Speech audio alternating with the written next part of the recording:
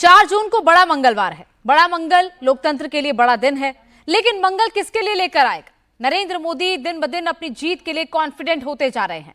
बड़ा मंगल को मंगल मंगल बता रहे हैं। 1 जून को अंतिम राउंड की वोटिंग है। 57 सीटें बाकी बची हैं। इसमें गोरखपुर और वाराणसी भी हैं। छठे और 7वें राउंड में मिलाकर 115 सीटें हैं। अमित शाह 5 राउंड की वोटिंग तक 310 सीट का दावा कर चुके हैं। छठे राउंड पर शाह का सर्वे आजकल में आने ही वाला होगा। 400 के लिए एनडीए को अब सिर्फ 90 सीटों की जरूरत है, जिसको लेकर मोदी और उनकी टीम आश्वस्त दिख रही है। ऐसा क्यों है? इसकी वजह है पिछले चुनाव में इन 115 सीटों का वोटिंग पैटर्न, लास्ट के दोनों राउंड का इवैल्यूएशन, कैलकुलेशन, इक्वेशन, सब इस रिपोर्ट से समझते हैं।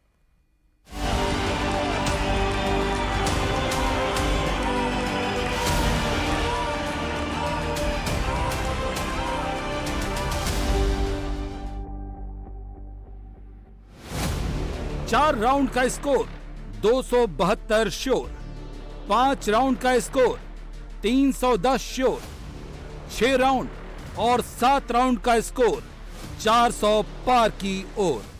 5 चरण का परिणाम जानना है क्या? अरे जोर से बोलो, जानना है क्या? देखो, 5 चरण में मोदी जी 310 सीट जीतकर सरकार बनाने का काम पूरा कर चुके हैं। और छठे और 7वें ने मोदी जी को 400 पार कराना है, 400 पार कराना है। सिर्फ अमित शाह ही नहीं, नरेंद्र मोदी भी श्योर हैं, एनडीए 400 पार की ओर है। 5 चरणों के चुनाव हो चुके हैं।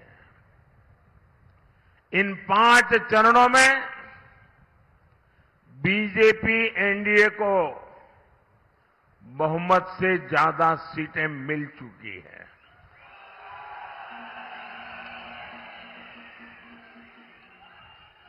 अब इसमें हिमाचल की 4 सीटें जुड़ जाएगी तो सोने पर सुहागा हो जाएगा। और मैं देख रहा हूं हिमाचल फिर एक बार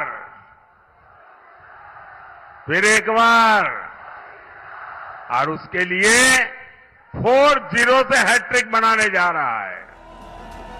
मोदी का ये कोई हवाई कैलकुलेशन नहीं है। एक एक सीट का मोदी के पास इवैल्यूएशन है। इंडी गठबंधन के पास कोई नहीं सॉल्यूशन है, क्योंकि 400 पार का एनडीए का सीधा सीधा इक्वेशन है।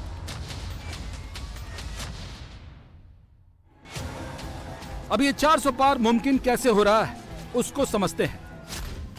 अब तक 5 फेज में 428 सीट पर वोटिंग हो चुकी है। अमित शाह 5 चरण के बाद एनडीए की 310 सीट का दावा कर रहे हैं। उस हिसाब से एनडीए को 400 पहुंचने के लिए सिर्फ 90 सीटों की दरकार है। 2 चरणों का चुनाव बाकी है, जहां 115 सीटों पर वोटिंग होनी है। मोदी और शाह 90 सीट पाने को लेकर इतने कॉन्फिडेंट क्यों हैं? इसका सारा मैथमेटिक्स आगे समझाते हैं। सबसे पहले बात 6वें चरण के 58 सीटों की। 2019 की सिर्फ बीजेपी की सीट की बात करें तो बीजेपी ने 40 सीट 69% स्ट्राइक रेट के साथ जीती थी, और एनडीए के दलों को जोड़ लें तो यह आंकड़ा 45 सीट पर पहुंच जाता है। मोटा मोटा हिसाब यह है कि 45 सीटों पर मोदी अपनी पूरे अलायंस को मजबूत पाते हैं, और वो क्यों पाते हैं वो भी आगे बताएंगे। लेकिन पहले ये बता दें, इन 58 सीटों पर कांग्रेस और इंडी गठबंधन बेहद कमजोर है, जिसमें कांग्रेस का स्कोर तो एकदम निल है। सपा का 1.7% स्ट्राइक रेट था और सीट मिली थी सिर्फ 1, जबकि टीएमसी का स्ट्राइक रेट थोड़ा ज्यादा था, 5.2% स्ट्राइक रेट हासिल की थी और सीट पाई थी उन्होंने सिर्फ 3। नरेंद्र मोदी की टीम को ऐसा क्यों लग रहा है कि एनडीए कम से कम 45 सीट तो जीत ही जाएगी? उसके पीछे की भी रीजनिंग जान लीजिए। 2019 में बीजेपी छठे फेज की 58 सीटों में से 53 सीटों पर अकेले चुनाव लड़ी थी, और कांग्रेस ने 58 सीट में से 44 सीटों पर चुनाव लड़ा था। उस हिसाब से बीजेपी को 10% से कम वोट शेयर सिर्फ 1 सीट पर मिले थे। वहीं कांग्रेस को 20 सीटों पर 10% से कम वोट मिले। 10 से 20% और 20 से 30% वोट बीजेपी को मिले ही नहीं, बल्कि बीजेपी को 30 से 40% 5 सीटों पर मिले और 40 से ज्यादा फीसदी वोट 47 सीटों पर मिले, जबकि कांग्रेस को सिर्फ 1 सीट पर 40% से ज्यादा वोट मिले। छठे चरण का यही वो आंकड़ा है जो मोदी और अमित शाह को 400 के नजदीक पहुंचा रहा है। मोदी इसीलिए इन सीटों को सुपर चार्ज करने में जुटे हैं और उन्हीं मुद्दों को क्लिक कर रहे हैं जहां से 400 वाली बैटरी की पावर ज्यादा से ज्यादा जनरेट हो सके। 4 जून को बड़ा मंगल के दिन फिर एक बार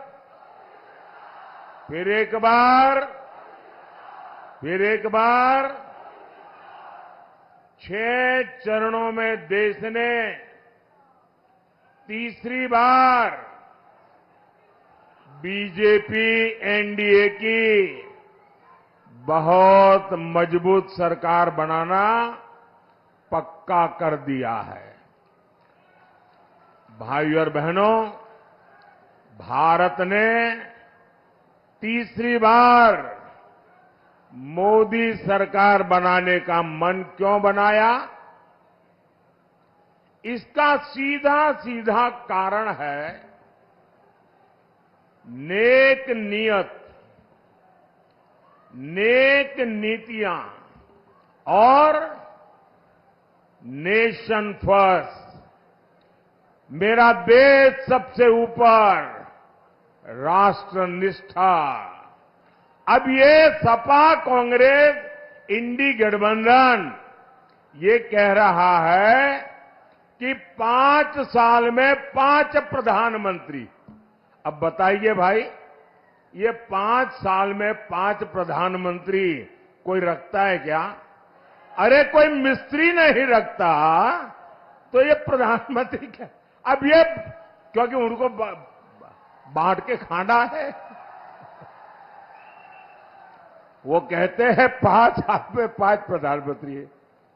अब बताइए, जहां प्रधानमंत्री अपनी कुर्सी बचाने में ही लगा रहेगा तो वो क्या देश को मजबूत बना सकता है क्या? मोदी और शाह का दावा ऐसे ही नहीं है, इसके पीछे छठवें चरण के ठोस आंकड़े हैं। 5 सीट पर बीजेपी लगातार 3 बार जीत चुकी है, 25 सीट पर 3 चुनाव में 2 बार जीत चुकी है, 8 सीट पर 3 चुनाव में 1 बार जीती है। वहीं कांग्रेस की एक भी सीट ऐसी नहीं है जहां वो लगातार 3 चुनाव जीती हो, 1 पर 2 बार, 17 पर 1 बार जीती है। मोदी अगर चुनाव में कांग्रेस पर तंज कसते हैं कि इस बार शहजादे की उम्र के बराबर भी सीट नहीं आ रही है, तब शायद कांग्रेस को वो इसी वोटिंग पैटर्न की कसौटी पर कसते हैं। मोदी अंतिम चरण के चुनाव में फुल एनर्जी इसीलिए झोंक रहे हैं क्योंकि 400 पार अगर जाना है तो 115 सीट पर ज्यादा से ज्यादा कमल खिलाना है।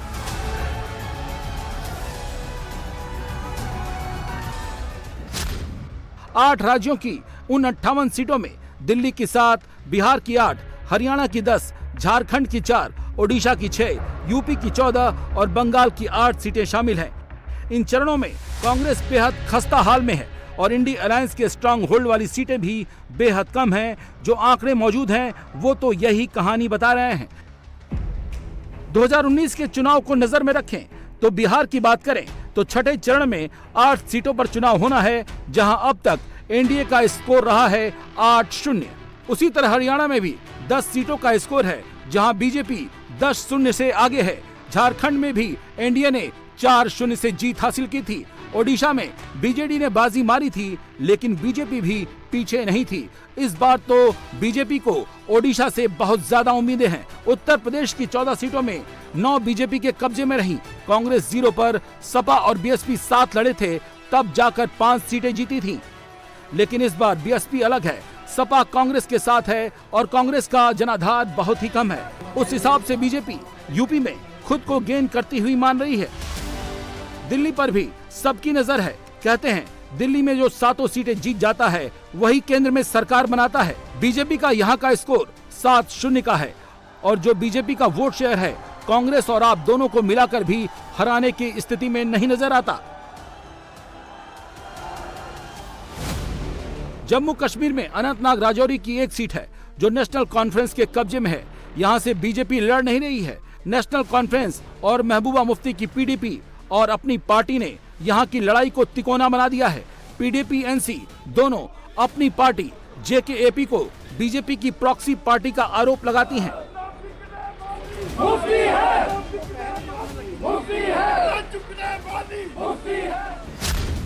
पश्चिम बंगाल की 8 सीटों पर चुनाव है। बीजेपी इन सीटों पर कहीं आगे है। टीएमसी ने 3 सीटें जीती थी। इस चरण में ज्यादातर सीटों पर शुवेंदु अधिकारी का असर है। नंदीग्राम भी इसी इलाके में आता है जो इस वक्त हॉट सेंटर बना हुआ है।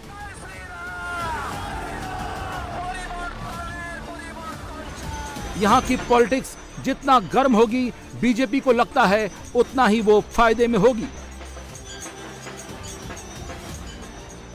মমতা ব্যানার্জির ভাইপোর উস্কানিতে খুন হয়েছে। উনি গতকাল বলে গেছিলেন সোনাচূড়া গোকুলনগর ৮০টি বুথে অনেকে ধমকাচ্ছেন, আমি তাদের সতর্ক করতে এসেছি, ফল ভালো হবে না। ভাইপোর উস্কানিত হচ্ছে। এফআইআরে আমরা ওর পরিবার ওর নাম দিচ্ছি। 2019 के हिसाब से मोदी को लगता है कि कुछ भी हो, पिछली वाली 45 सीट तो रिटेन करेगी ही। ज्यादा से ज्यादा 4-5 सीटें इधर उधर हो सकती हैं। लेकिन जिस तरह बंगाल और ओडिशा में बीजेपी दावा कर रही है, उससे तो छठे फेज में वो 50 से ज्यादा की उम्मीद कर रही है। और अगर इस फेज में 50 का आंकड़ा मिल जाता है तो अंतिम चरण में 40 सीट की ही बीजेपी को जरूरत पड़ेगी। और ये आएगा कैसे, ये भी जान लीजिए। पहले पाकिस्तान की हिम्मत बढ़ती जा रही थी। मोदी ने जब से घर में घुसकर मारा, तब से पाकिस्तान भी कुछ भी करने से पहले 100 बार सोचता है। कांग्रेस ने सन 47 में अपने परिवार को सत्ता दिलाने के लिए पंजाब को बांट दिया। हमारा करतारपुर साहिब देश की सीमा के ठीक बगल में, लेकिन कांग्रेस ने उसे पाकिस्तान को सौंप दिया था। 71 की जंग में भारत ने पाकिस्तान के 90,000 से ज्यादा जवान बंधक बनाए थे।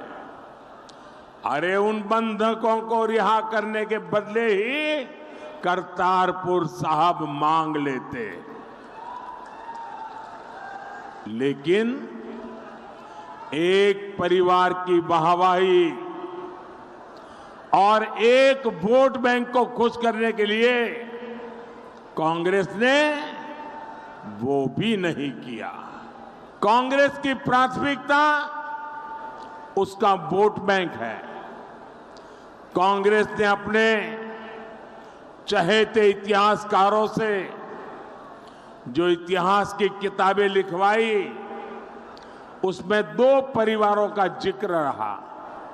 एक अपने परिवार का और दूसरा मुगल परिवारों का। नतीजा यह हुआ कि देश की कितनी पीढ़ियां हमारे साहिबजादों के बलिदान से सही से परिचित नहीं हो पाई। कांग्रेस को लगता था कि साहिबजादों की बात करेंगे तो वोट बैंक नाराज हो सकता है। इतिहास के हर अहम पड़ाव पर कांग्रेस ने अपने वोट बैंक की करतूतों को छिपाया। पंजाब की 13 सीटों पर 7वें चरण में चुनाव है। पंजाब को लेकर कहा जा रहा था कि लड़ाई तो आप कांग्रेस अकाली के बीच में ही असली है। बीजेपी तो अभी पिच का मिजाज ही देख रही है। लेकिन मोदी को जानने वाले जानते हैं कि वो इन 3 पार्टियों के लिए पूरा पंजाब छोड़ने वाले नहीं हैं। जालंधर में करतारपुर का जिक्र किया तो पंजाबियत और राष्ट्रीयता दोनों को एक ही धागे में पिरो दिया। और जानने वाले ये अच्छी तरह से जानते हैं कि मोदी ऐसे ही अपना वोट बनाते भी हैं और बढ़ाते भी हैं। अब इसको 7वें चरण में होने वाली 57 सीटों की वोटिंग पैटर्न से समझ सकते हैं। दरअसल इस फेज में 57 सीटों पर वोटिंग होनी है। उसमें सबसे बड़ा हिस्सा पंजाब का भी है, जहां सभी 13 सीटों पर 1 जून को चुनाव होना है। पिछले चुनाव में बीजेपी अकाली मिलकर लड़े थे तो बीजेपी को 2, कांग्रेस को 8, अकाली को 2, आप को 1 सीट मिली थी। लेकिन इन 5 सालों में पंजाब में आम आदमी पार्टी की सरकार बन गई, बीजेपी अकाली गठबंधन टूट गया, आम आदमी पार्टी और कांग्रेस ने अलग अलग लड़ने का फैसला किया और मोदी ने पंजाबी नेताओं को जोड़कर अपनी जमीन को मजबूत किया। लड़ाई चौतरफा है, अंदाजा लगाना मुश्किल है, इसीलिए पंजाब से बीजेपी पूरी उम्मीद है। और उम्मीद ये पूरी कैसे होगी, उसकी स्क्रिप्ट मोदी ने लिख दी है। गुरदासपुर में उन्होंने पाकिस्तान और आतंकवाद का नाम लिया और कांग्रेस और पूरी इंडी अलायंस को लपेट लिया। ये इंडी गठबंधन वाले देश की सुरक्षा के लिए बहुत बड़ा खतरा है। आप देखिए कांग्रेस का एजेंडा क्या है। ये कश्मीर में फिर से 370 लागू करने की बात कर रहे हैं। इन्हें फिर से कश्मीर में आतंकवाद चाहिए, इन्हें फिर से कश्मीर को अलगाववादियों को सौंपना है। ये फिर से पाकिस्तान को दोस्ती के पैगाम भेजेंगे, उन्हें गुलाब के फूल भेजेंगे और पाकिस्तान बम धमाके करता रहेगा, देश पर आतंकी हमले होते रहेंगे। कांग्रेस कहेगी कुछ भी हो बातचीत तो करनी ही होगी। इसके लिए कांग्रेस ने अभी से माहौल बनाना शुरू कर दिया है। कैसे कैसे बयान ये अभी से देने लगे हैं। इनके नेता कह रहे हैं पाकिस्तान के पास एटम बम है। अब ये सुनकर के आपको हंसी आती है कि नहीं आती है? आती है कि नहीं आती? आपको किसी को भी पाकिस्तान के पास एटम बम है ये सुनकर के डर लगता है क्या? किसी को डर लगता है क्या? किसी हिंदुस्तानी को डर लगता है क्या? ये कांग्रेस वाले कांप रहे। बोलो क्या ऐसे लोग देश चला सकते हैं क्या?